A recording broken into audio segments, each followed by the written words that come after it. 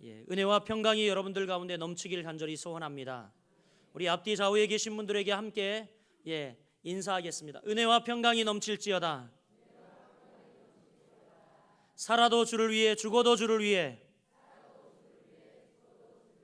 할렐루야. 오늘 여러분들과 함께 살아도 죽어도 주를 위해 라는 제목으로 로마서 강의 26번째 말씀을 나누려고 합니다. 여러분, 우리가 주님을 섬기고 있는 모습은 저마다 다 다릅니다. 어떤 사람은 주님을 섬기되 지옥에 가지 않을 정도만 섬깁니다.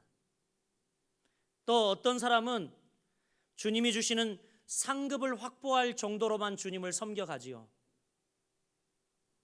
지금 현재 우리는 주일날 다 똑같이 같은 시간에 이 시간 예배를 드리지만 어쩌면 저마다의 모습이 판이하게 다릅니다. 그리고 또 여기 앉아 계신 모든 분들의 인생의 초점이 다 다릅니다. 삶의 자세가 다르고 또 가지고 있는 신앙의 내용이 다르고 그리고 가지고 있는 열정도 저마다 다 다릅니다. 사랑하는 여러분, 저는 오늘 본문 말씀을 통하여 우리 모두가 하나님을 위하여 사는 이 삶의 축복을 다시 되새김질하는 귀한 시간 되길 간절히 소원합니다. 세상을 보십시오. 세상은 어떻습니까? 세상은 우리의 헌신과 충성을 요구하는 것이 굉장히 많습니다. 직장에 매인 분들은 직장에 충성하고 헌신할 것을 요구받지 않습니까? 그래서 우리가 급여를 받아옵니다. 또 여러분, 가정은 어떻습니까? 어제 저희 교회에서 아버지 학교가 개강이 되었는데요. 최근에 연례 없이 가장 많은 인원이 모였고 또 가장 높은 출석률을 보였습니다. 그런데 뭡니까? 아버지 학교. 물론 아버지의 정체성을 발견하고 아버지 역할을 잘 하자, 그런 의미인데 사실 이것도 어떻게 보면 가정에 충성하자, 가정에 헌신하자, 그런 의미라고 할 수 있겠습니다. 또 여러분, 학생들은 어떻습니까? 학생은 학교에서 우리의 헌신을 요구합니다. 학생의 본분은 공부를 열심히 해야지, 학생의 본분을 다해야지 하며 우리에게 헌신과 충성을 요구받고 있습니다. 그렇습니다. 무엇이나 힘들이지 않고 되는 가치 있는 일은 하나도 없다라는 것입니다. 어떤 가치 있는 일을 보면 다 우리의 힘이 들어가야 하고 헌신이 들어가야 하고 그리고 열정이 들어가야 그 일들은 되어집니다. 그러나 여러분, 여러 중요한 일이 있음에도 불구하고 우리에게 가장 중요한 일이 있습니다. 즉, 우리 인생의 중심축은 하나님을 위하여 사는 삶의 축복을 누리며 사는 것, 이것이 여러분의 인생 중심축이 되시길 주의 이름으로 축원드립니다. 살아도 주를 위해, 죽어도 주를 위해. 오늘 사도 바울의 고백처럼 우리가 정말 사나 죽으나 주님을 위해 살아가는 여러분들이 되시길 간절히 소원합니다. 이렇게 헌신, 그리고 살아도 죽어도 주를 위해 살자, 이러니까 역시 아멘 소리가 적을 줄은 알았어요. 마치 여러분 손해보는 것 같이 느껴질지 모르겠습니다. 그러나 신앙생활을 잘하는 성도의 기준이 뭡니까? 그것은 바로 오늘 사도 바울이 이야기하고 있는 살아도 주를 위해, 죽어도 주를 위해, 우리가 주님을 위해 어떻게 살아가고 있는가? 과연 우리의 삶의 구심점과 중심축이 그분을 위해 살고 있는가? 이것인 줄 믿습니다. 며칠 전에 장례식이 인천에서 있었습니다. 그래서 가서 성도들과 한 차 함께 가서 위로 예배를 드리고, 그리고 인천인지라 그곳에 연안부두가 가까워서 가까이 이제 점심시간도 되었기 때문에 우리 가서 회를 먹자. 그 중에 어떤 늘 이 쏘기를 좋아하시는 분 있지 않습니까? 그분이 내가 쏠게 그러셨어요. 그래서 이제 우리 같이 갔던 교우들이 가서 연안부두에 가서 오랜만에 회를 먹었습니다. 침 넘어가시는 거 보이네요. 그런데 이 회를 먹는데 이제 맛있게 먹고 있었는데 좀 있으니까 막 갑자기 요란한 소리가 나더니 사람들이 줄을 행렬로 계속 들어가는 거예요. 보니까 관광차 2대가 왔어요. 관광차 2대가 단체 손님이 온 거죠. 그 회센터에 들어섰습니다. 우리하고는 상당히 거리가 떨어져 있었는데 이제 잠시 시간이 경과한 후에 계속해서 들리는 소리가 있었습니다. 뭐게요? 위하여 네, 위하여 계속 들리는 거예요. 저희가 나오기까지 한 10여 차례 계속 위하여 소리가 들린 것 같았어요. 그래서 저희 성도님들과 함께 이야기했어요. 뭐를 위하여라는 거죠? 사랑하는 여러분, 여러분은 무엇을 위해 살고 있습니까? 주님은 요한계시록 3장 15절과 16절에 말세의 교회를 지칭하는 라오디아 교회의 영적 상황을 진단하시면서 이렇게 말합니다. 내가 내 행위를 아노니 내가 차지도 아니하고 더웁지도 아니하도다. 내가 차든지 더웁든지 하기를 원하노라. 내가 이같이 미지근하여 더웁지도 아니하고 차지도 아니하니 내 입에서 너를 토하여 내치리라. 이렇게 말씀하셨습니다. 여러분, 저는 이 미지근한 것이 이 말세 시대를 살아가고 있는 성도들의 특징이다라고 생각이 되어집니다. 예수님을 믿는다는 표상은 있으나 실제로 예수님을 믿는 실제와 감격, 그리고 예수님을 믿는다는 의미를 발견하지 못하고 살아가고 있는 차지도 덥지도 않은 미직지근한 우리의 모습, 바로 이것이 이 말세에 살아가고 있는 성도들의 모습이 아닌가 생각이 되어집니다. 사랑하는 거룩한 비성관교회 성도 여러분, 여러분은 어떤 자세로 예수를 믿고 있습니까? 오늘 여러분 6절과 8절 말씀에 가장 많이 반복되어지는 말이 있습니다. 나를 중히 여기는 자도 주를 위하여, 중히 여기고 먹는 자도 주를 위하여 먹으니 이는 하나님께 감사하며, 먹지 않는 자도 주를 위하여 먹지 아니하며 하나님께 감사하느니라. 8절은 우리가 살아도 주를 위하여 살고 죽어도 주를 위하여 죽나니. 여러분, 어떤 단어가 가장 많이 나오고 있습니까? 예, 그렇습니다. 주를 위하여라는 말이 반복되어지고 있습니다. 주를 위하여. 그런데 여러분, 이 6절과 8절 사이 7절 말씀은요, 7절에는 이 말과 대조되어지는 말씀이 있습니다. 뭡니까? 예, 자기를 위하여, 우리 중에 누구든지 자기를 위하여 사는 자가 없고 자기를 위하여 죽는 자도 없도다. 주를 위하여, 이 말과 대조를 이루는 것은 자기를 위하여라는 것이죠. 저는 이 말씀을 보면서 생각이 되어졌습니다. 신앙이란 뭡니까? 이 둘 중에 하나를 선택하는 결단이 있어야 한다는 것입니다. 주를 위할 것인가, 나를 위할 것인가. 사랑하는 여러분, 주를 위하여 사는 것은 인생이 누릴 수 있는 엄청난 축복 가운데 하나이며, 주를 위하여 산다는 것은 하나님이 우리에게 주신 엄청난 축복 가운데 하나라는 것을 잊지 마시길 바랍니다. 그러나 많은 성도들이 오늘날 어떻습니까? 자기를 위하여, 내 배를 위하여 살고 있다는 것입니다. 주를 위하여 산다고 하지만 실제는 자기를 위한 삶이 대부분인 것입니다. 자기 만족, 자기 추구, 자기 편리.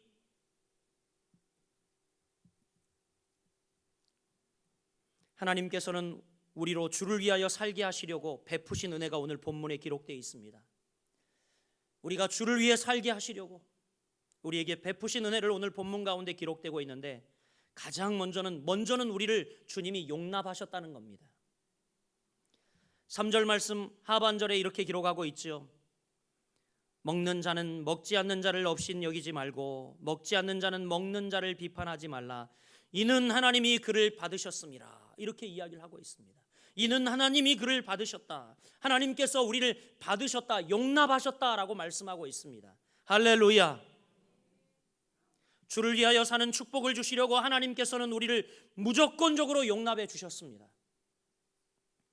주를 위해 사는 삶의 축복과 특권에는 우리가 사회처럼 시험을 친다거나 아니면 이력서를 내시오 하고 이력서를 요구한다거나, 그리고 또한 또 연령이 되면 사회에서는 퇴출하는데 그런 퇴출도 없다라는 사실입니다. 하나님이 나를 무조건적으로 용납하셨다라는 것은 바로 이 그리스도인들만이 가질 수 있는 신비입니다.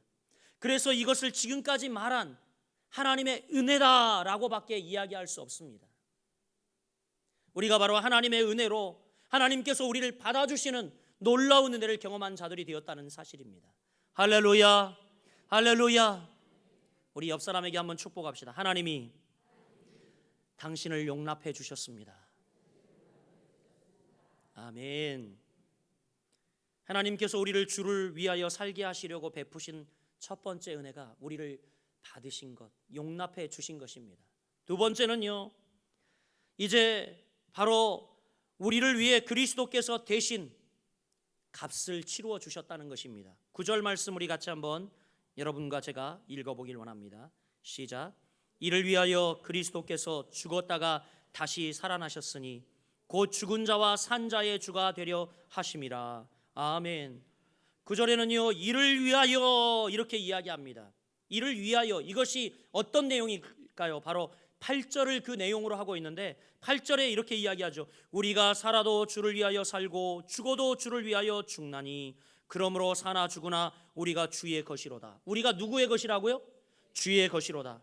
그러니까 우리가 하나님의 것으로 만들어 주시기 위해서 9절 내용, 이를 위하여 이렇게 되었다라는 사실을 진언하고 있는데 그게 뭡니까? 이를 위하여 그리스도께서 죽었다가 다시 살아나셨으니 라고 이야기하고 있어요. 우리를 하나님의 것으로 만들어 주시기 위해서 예수님께서는 자기의 생명을 주시고 하나님의 것으로 우리를 만드실 정도로 우리가 가치 있는 존재가 되었다라는 것입니다. 할렐루야. 여러분은 정말 가치 있는 존재입니다.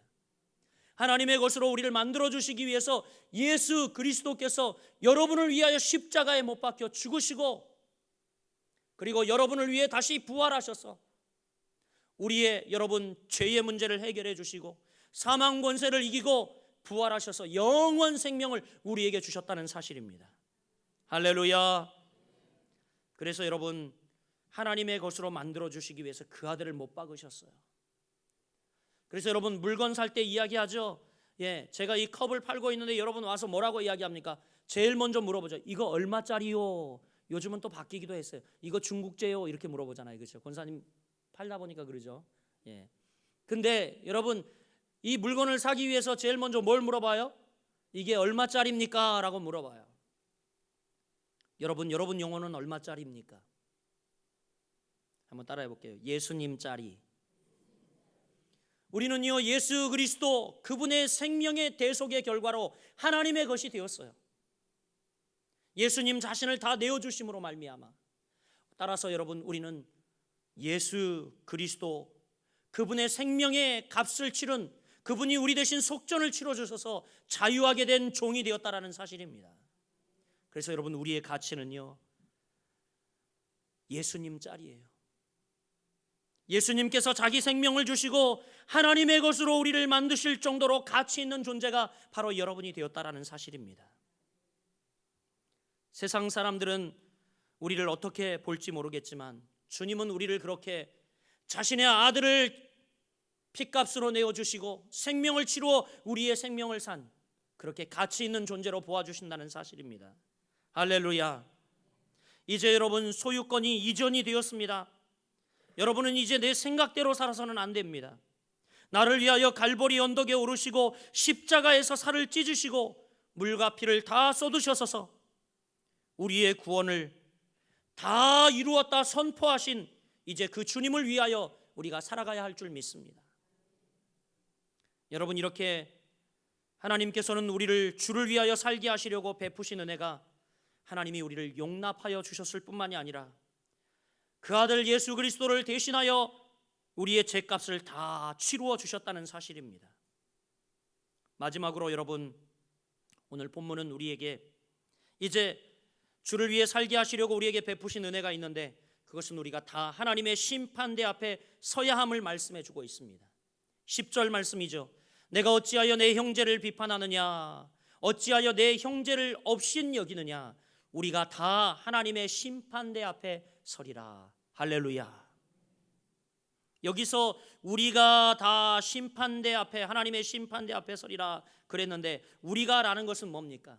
우리가라는 것은 단 한 명도 예외가 없다라는 겁니다. 누구나 다 everybody, everyone 누구나 다 하나님의 심판대 앞에 서게 될 거라는 겁니다. 또 하나님의 심판대 앞이라는 것은 아주 엄미하신 심판을 말합니다. 세상의 법정은요 오염될 수 있습니다. 정치 논리에 따라 판결이 바뀔 수도 있습니다. 그러나 하나님의 심판은 그런 법이 없습니다. 정확하십니다. 권위가 있습니다. 그러므로 여러분 12절에 뭐라고 이야기합니까? 이러므로 우리 각 사람이 자기 일을 하나님께 짓고 하리라, 이렇게 말씀하고 있어요. 우리는 모두가 개인적으로 하나님께 나아가 거짓 없이 내 삶을 진실되게 보고해야 할 줄 믿습니다. 여러분, 이 모든 사실을 깨달은 지혜의 왕 솔로몬은 인생사를 모두 통찰하고 결론적으로 전도서 12장 14절에 뭐라고 이야기합니까? 하나님은 모든 행위와 모든 은밀한 일을 선악간에 심판하시리라, 이렇게 고백하고 있어요. 심판하시리라. 또 이 솔로몬은 젊은 청년들에게도 전도서 11장 9절에 뭐라고 이야기합니까? 청년이여 내 어린 때를 즐거워하며 내 청년의 날을 마음에 기뻐하여 마음에 원하는 길과 내 눈에 보이는 대로 쫓아 행하라. 여기까지는 좋아요. 근데 그 뒷말이 무섭습니다. 그러나 하나님이 이 모든 일로 인하여 너를 심판하실 줄 알라, 이렇게 이야기하고 있어요. 그래 청년들, 그래 내 마음이 원하는 대로 기뻐하는 대로 한번 쫓아 행하며 살아봐라. 살아봐, 이렇게 이야기를 하고 있어요. 그러나 하나님이 이 모든 일로 인하여 너를 심판하시는 줄 알라, 이렇게 말하고 있습니다. 사랑하는 여러분, 하나님은 절대 인생들에게 속는 분이 아니십니다. 인생을 하나도 놓치지 않고 다 아시는 분입니다. 전지전능하신 분입니다. 우리는 과거에 어떻습니까? 주님의 십자가와 부활을 체험했던 사람들입니다. 그렇지 않습니까? 물론 지금도 알아가는 분들이 계시지만, 아직 그리스도의 십자가의 부활을 체험하지 못한 분이 계시지만, 여기 계신 대부분의 분들은 과거에 주님의 십자가와 부활을 체험한 분들입니다. 이제 우리가 바라봐야 할 것은 무엇입니까? 여러분, 이제 우리가 하나님의 심판대 앞에 서야 할 미래를 바라봐야 할 줄 믿습니다. 과거는 우리가 이제 예수님의 십자가와 부활을 체험했는데, 우리의 미래는 이제 이 땅을 심판하시고 통치하며 다스리러 오실 그 예수 그리스도의 심판을 바라봐야 할 줄 믿습니다. 여러분, 내가 반드시 하나님의 심판대 앞에 선다는 이 어미한 사실을 깨닫는다면, 우리 인생 가운데 가장 노른자인 하나님을 위하여 사는 축복, 하나님을 위하여 사는 삶, 이것을 우리가 누리며 살 수 있음을 믿으시길 바랍니다. 이것을 놓치고 예수를 믿는 의무감에서 지옥 가지 않을 정도로만 신앙생활하는 것은 바로 하나님을 만홀히 여기는 것입니다. 그러나 하나님은 결코 인생들에게 만홀히 여김을 받지 않으시고 심은 대로 거두게 하시는 분임을 믿으시길 바랍니다. 하나님께서 가치 있게 만드신 우리의 인생을 여러분 망가뜨리지 마세요. 망가뜨리지 마세요.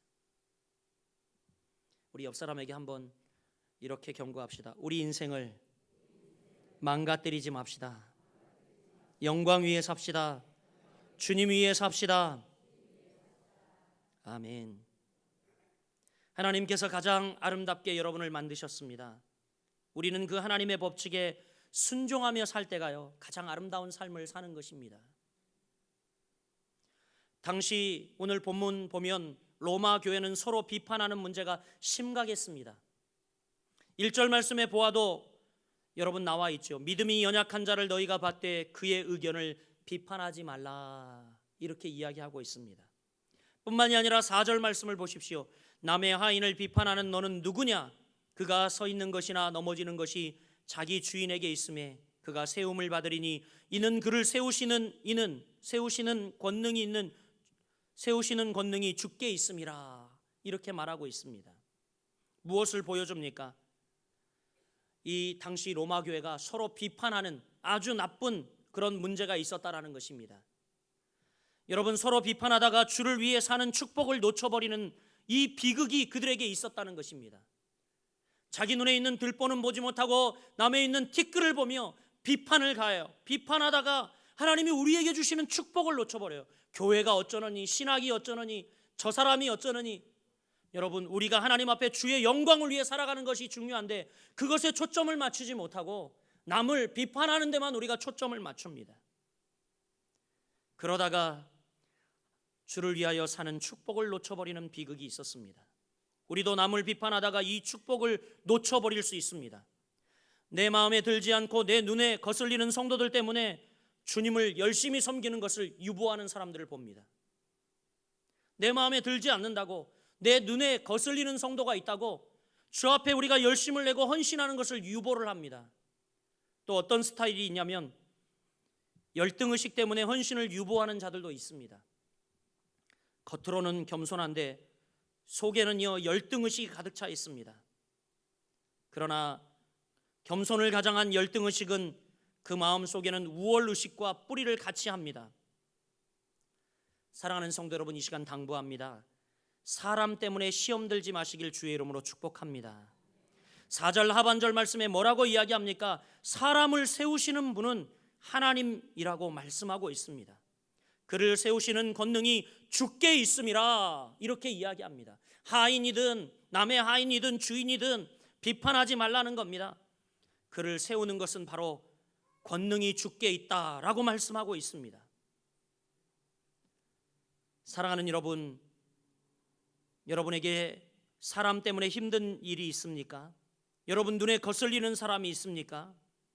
그러나 여러분, 그를 용납하신 주인은 바로 우리 하나님이십니다. 여러분이 용납하는 게 아니라 하나님이 그를 용납해 주셨습니다. 하나님께서 하나님의 때에 하나님의 방법으로 그 영혼을 붙잡으시고 성숙시켜 주실 것입니다. 여러분이 간섭할 성격이 아닙니다.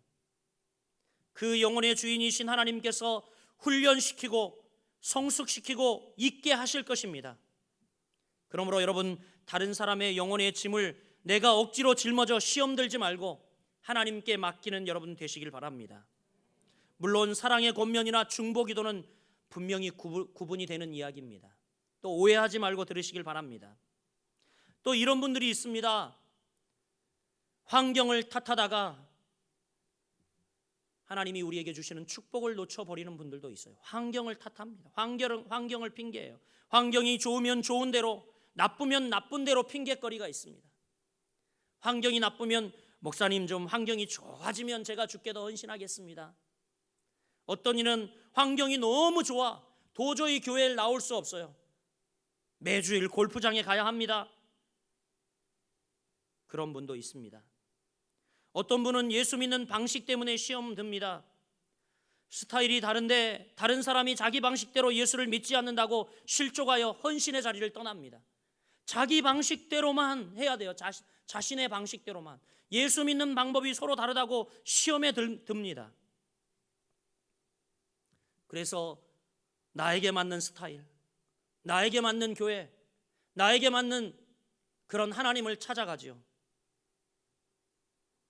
여러분, 오늘 그래서 사도 바울이 결론적으로 교훈하기를 7절과 8절 말씀 이렇게 교훈하고 있는 겁니다. 우리 같이 한번 이 말씀을, 지금까지 했던 말씀을 기억하면서 다시 한번 7절과 8절을 우리가 봉독하도록 하겠습니다. 시작. 우리 중에 누구든지 자기를 위하여 사는 자가 없고 자기를 위하여 죽는 자도 없도다. 우리가 살아도 주를 위하여 살고 죽어도 주를 위하여 죽나니 그러므로 사나 죽으나 우리가 주의 것이로다. 아멘. 그러므로 나는 사나 죽으나 주님의 것이요 사나 죽으나 사나